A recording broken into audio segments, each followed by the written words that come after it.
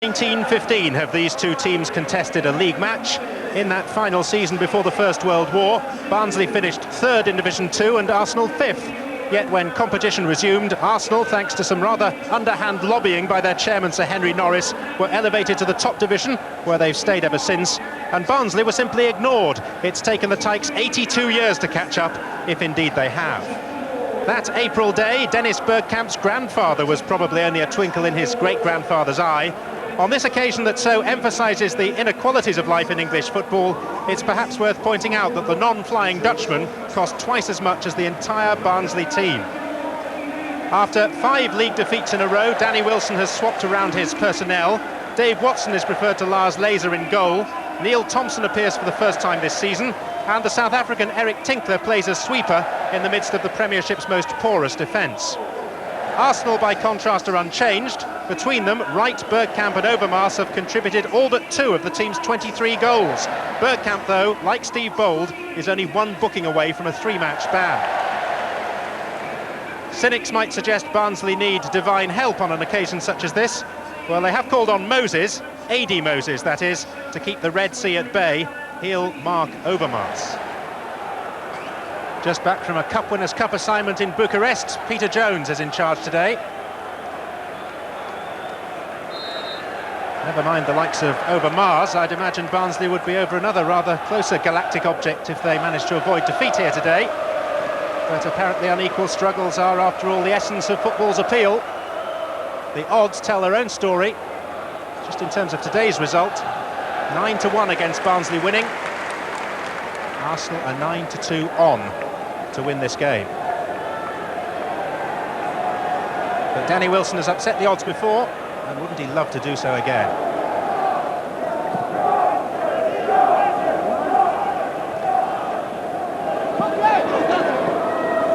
Dixon.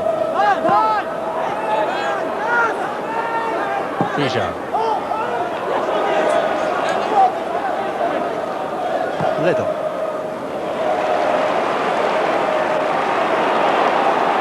A.D. Moses. Sheridan. By Petit. And the outlet is always there in the form of Ian Wright. Tinkler stayed with him so far. Parler. Wright's flick, just a little too delicate this time. Arsene Wenger's been in charge for a year now at Highbury.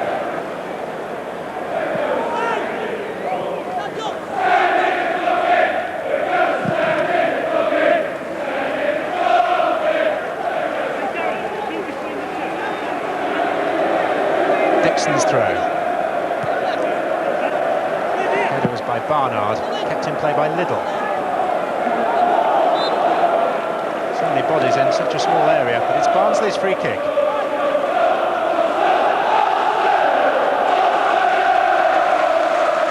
After what we've seen so far, it will create quite a stir if Barnsley were to take the lead. In fact, a minor earth tremor might be a more appropriate simile. Thompson's free kick. Dazeo! Good save! Oh, and across the face of goal by Liddell, and so nearly turned in by Ashley Ward.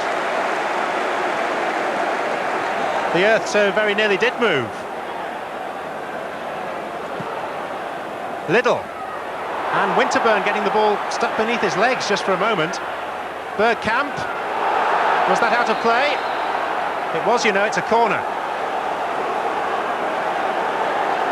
Now this was the moment. Is there nothing that's beyond this man at the moment?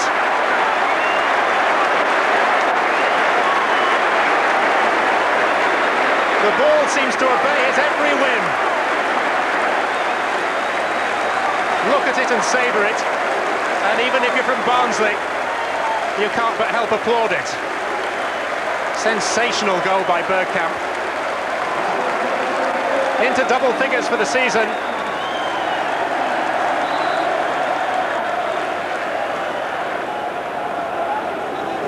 Thompson.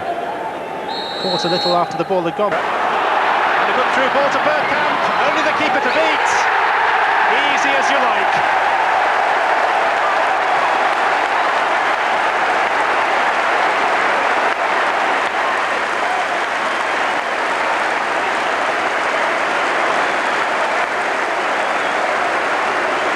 it would be grossly unfair to his 10 colleagues to suggest that Arsenal are a one-man team, but it would be entirely fair to say that one man is dominating at this moment, and that man is Dutch. He's brilliant, and his name, as if you didn't know it already, is Dennis Bergkamp. 2-0, both to him.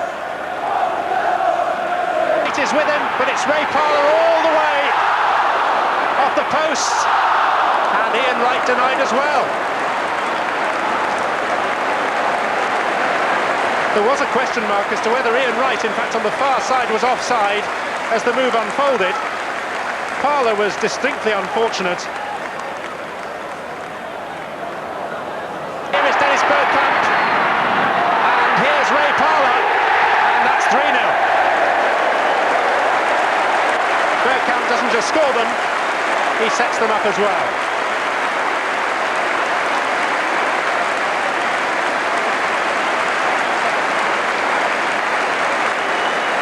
That, I fear, is the end of the contest, and it's come prior to half-time. Just a question, really, of whether Parlour was ahead of Bergkamp when that final pass was played. The officials were satisfied that everything was in order, and Parlour's task was straightforward.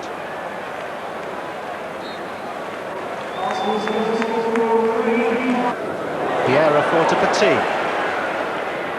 Right, lurking ominously from Barnsley's viewpoint, at least in the middle. Vieira. Little was in the way.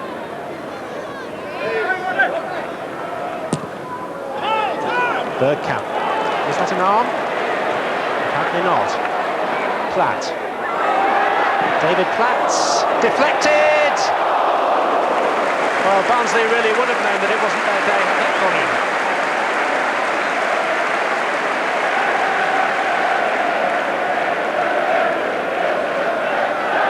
Came off Eric Tinkler.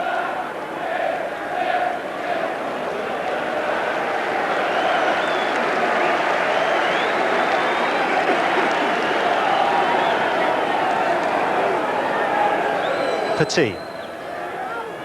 Platt.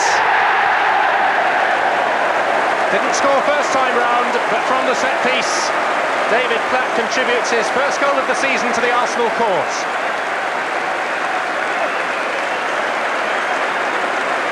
Typical of the player, the late arrival, the firm header, and the goal.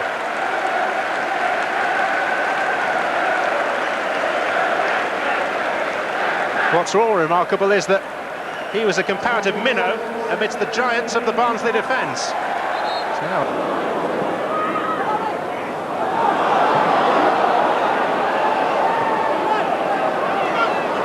Tinkler. Here we go together! Krijan.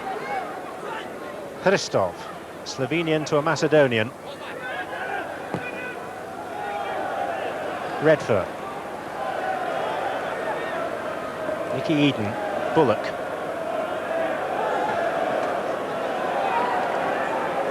Taseu, all too easily dispossessed by Vieira, and this is Winterburn. And here's Ian Wright. The one thing that's been lacking today is a goal from Ian Wright. And now the nap hand is complete.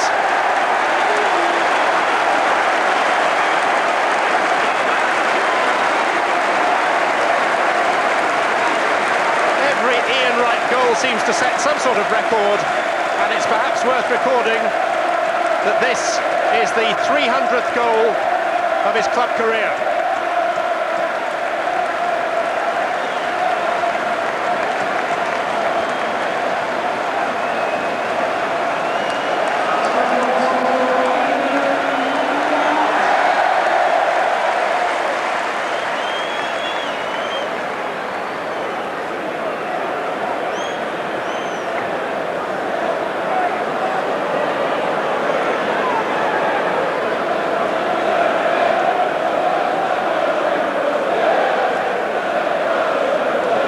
Closing in on Cliff Bastin's record number of league goals for the club.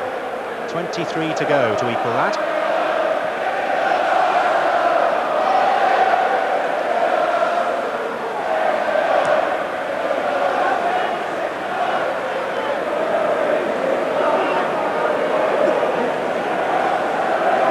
Vieira and Winterburn that helped to set it up.